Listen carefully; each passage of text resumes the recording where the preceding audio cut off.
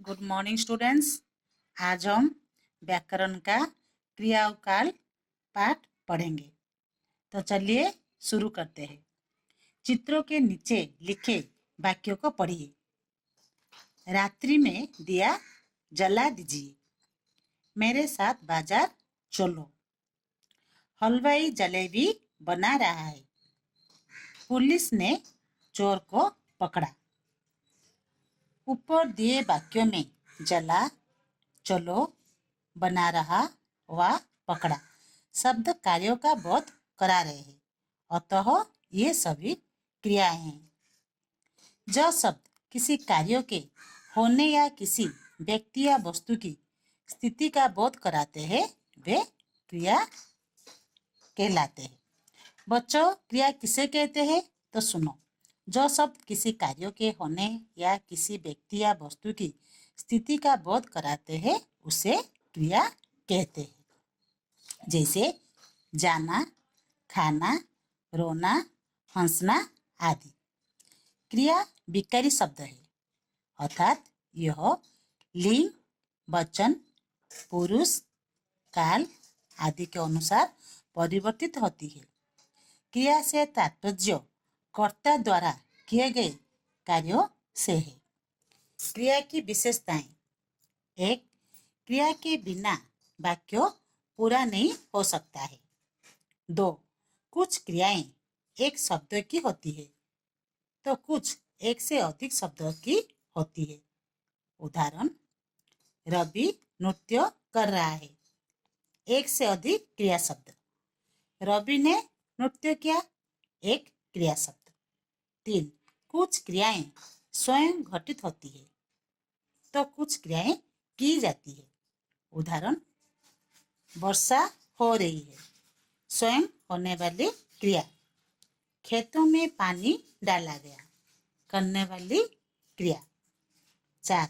विकारी शब्द होने के कारण क्रिया लिंग, वचन, काल, पुरुष आदि के अनुसार परिवर्तित होती है। उदाहरण, सीता पढ़ रही है, राम पढ़ रहा है। लिंग के अनुसार परिवर्तन।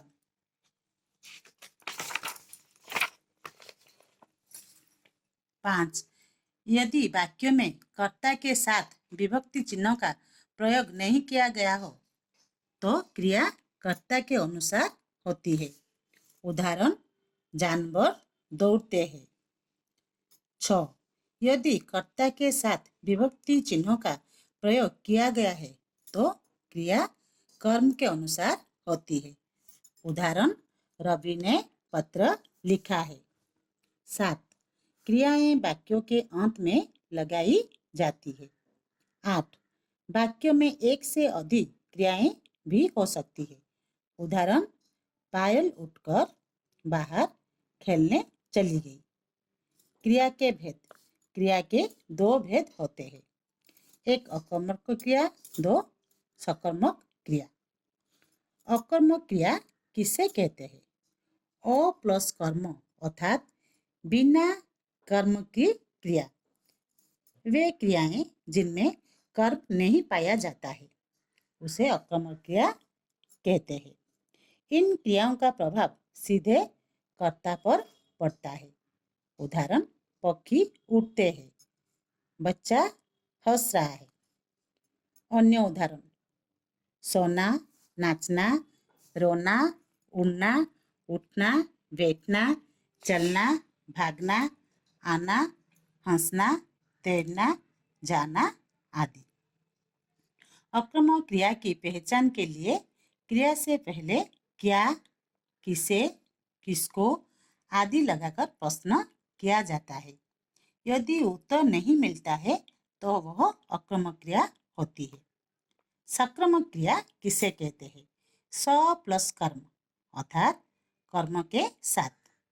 वे क्रियाएं जिनमें कर्म पाया जाता है अथवा कर्म की अपेक्षा की जाती है उसे सक्रामक क्रिया कहते हैं।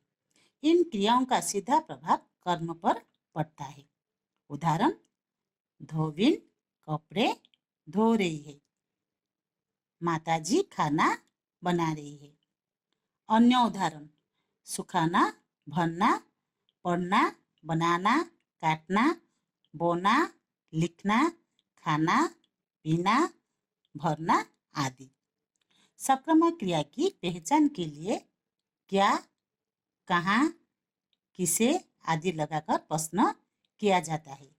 यदि उत्तर मिलता है तो क्रिया सक्रमक होती है।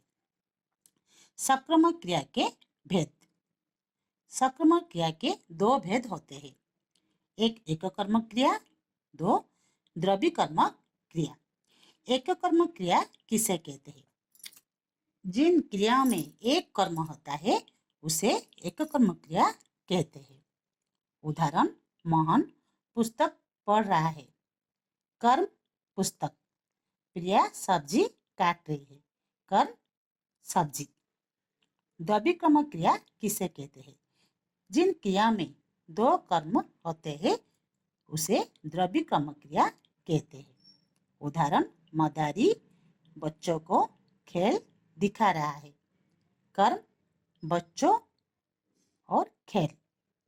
माँ ने सभी को खाना दिया। कर्म सभी और खाना। काल। एक, राम ने रावण को मारा था। लड़कियां पढ़ने जा रही है। हम कल मैच खेलेंगे। उपयुक्त वाक्यों में मारा था, जा रही है एवं खेलेंगे कामों के होने के अलग अलग समय या काल का बोध करा रहे हैं। इसे ही काल कहते हैं। बच्चों, काल किसे कहते हैं सुनो। क्रिया के जिस रूप से कार्यों के होने के समय का बोध हो उसे काल कहते हैं। काल के भेद।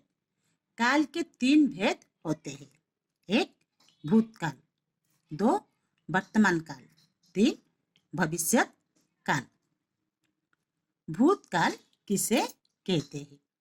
क्रिया के जिस रूप से कार्यों के बीते हुए समय में होने का बोध होता है उसे भूतकाल कहते हैं। उदाहरण, श्री कृष्ण का जन्म मथुरा में हुआ था। दो, वह घूमने गया था। भूतकाल के प्रकार। भूतकाल 6 प्रकार के होते हैं। एक सामान्य भूतकाल, दो आसन्न भूतकाल, तीन पूर्ण भूतकाल, चार अपूर्ण भूतकाल, पांच संदिग्ध भूतकाल, 6 हेतुमत भूतकाल। सामान्य भूतकाल किसे कहते हैं? क्रिया के जिस रूप से कार्यों के सामान्य रूप से पूरा होने का बोध हो उसे सामान्य भूतकाल कहते हैं। उदाहरण, सीता ने झाड़ू लगाई। राम ने पतंग उड़ाई। आसन्न भूतकाल किसे कहते हैं? क्रिया के जिस रूप से कार्यों के कुछ देर पहले ही समाप्त होने का बोध हो उसे आसन्न भूतकाल कहते हैं। उदाहरण, राधिका ने फ्रॉक पहन ली है। दो, मोहन ने पानी पी लिया है। पूर्ण भूतकाल किसे कहते हैं? क्रिया के जिस रूप से कार्यों के बहुत समय पहले हो जाने का बोध होता है उसे पूर्ण भूतकाल कहते हैं। उदाहरण, कल हम पिकनिक गए थे। दो, अध्यापिका ने यह पाठ पढ़ा दिया था। अपूर्ण भूतकाल किसे कहते हैं? क्रिया के जिस रूप से यह पता चले कि कार्य भूतकाल में हुआ था परंतु समाप्त नहीं हुआ था उसे अपूर्ण भूतकाल कहते हैं। उसका उदाहरण, एक, वह काम कर रहा था। दो, सपना सो रही थी। संदिग्ध भूतकाल किसे कहते हैं? क्रिया के जिस रूप से कार्यों के भूतकाल में होने का संदेह होता है उसे संदिग्ध भूतकाल कहते हैं। उदाहरण, सीता ने जूते खरीद लिए होंगे। दो, दादी माँ बाजार जा चुकी होंगी। हेतुमत भूतकाल किसे कहते हैं? क्रिया के जिस रूप से भूतकाल में किसी एक कार्य के होने या ना होने पर दूसरे कार्यों का होना या ना होना निर्भर करता है, उसे हेतुहेत मत भूतकाल कहते हैं। उदाहरण, वर्षा ना आती तो मैं घर पहुंच जाता। 2. श्याम आ जाता तो हम गाड़ी में चले जाते। वर्तमान काल किसे कहते हैं? क्रिया के जिस रूप से कार्यों के चल रहे समयों में होने का बोध होता है उसे वर्तमान काल कहते हैं। उदाहरण, सभी बच्चे खेल रहे हैं। 2. दर्जी कपड़े सिलता है। वर्तमान काल के प्रकार। वर्तमान काल 3 प्रकार के होते हैं। 1. सामान्य वर्तमान काल। 2. अपूर्ण वर्तमान काल। 3. संदिग्ध वर्तमान काल। सामान्य वर्तमान काल किसे कहते हैं? क्रिया के जिस रूप से उसके वर्तमान में सामान्य रूप से घटित होने का बोध हो उसे सामान्य वर्तमान काल कहते हैं। उदाहरण, मछलियाँ तैरती है। 2. सभी बच्चे कक्षा में पढ़ते हैं। अपूर्ण वर्तमान काल किसे कहते हैं? क्रिया के जिस रूप से उसके अभी चल रहे होने का बोध हो उसे अपूर्ण भूतकाल वर्तमान काल कहते हैं। उदाहरण, अध्यापक बच्चों को पढ़ा रहे हैं। 2. गाय घास चर रही है। संदिग्ध वर्तमान काल किसे कहते हैं? क्रिया के जिस रूप से उसके वर्तमान काल में घटित होने में संदेह हो उसे संदिग्ध वर्तमान काल कहते हैं। उदाहरण, माताजी बाजार में सब्जी खरीद रही होंगी। पिताजी दफ्तर में काम कर रहे होंगे। भविष्यकाल क्रिया के जिस रूप से कार्य का आने वाले समय में होने का बोध हो उसे भविष्यकाल कहते हैं। उदाहरण, पिताजी दफ्तर जाएंगे। 2. मिनल डॉक्टर के यहाँ जाएंगी। भविष्यकाल के प्रकार। भविष्यकाल 2 प्रकार के होते हैं। एक सामान्य भविष्यकाल, दूसरा संभाव्य भविष्यकाल। सामान्य भविष्यकाल किसे कहते हैं? क्रिया के जिस रूप से भविष्य में उसके सामान्य रूप से घटित होने का बोध हो उसे सामान्य भविष्यकाल कहते हैं। उदाहरण, माताजी सबको खाना खिलाएंगी। 2. पिताजी कल ट्रेन से आएंगे। संभाव्य भविष्यकाल क्रिया के जिस रूप से भविष्य में उसके होने की संभावना का बोध हो उसे संभाव्य भविष्यकाल कहते हैं। उदाहरण, शायद मोना भी समारोह में नृत्य करेगी।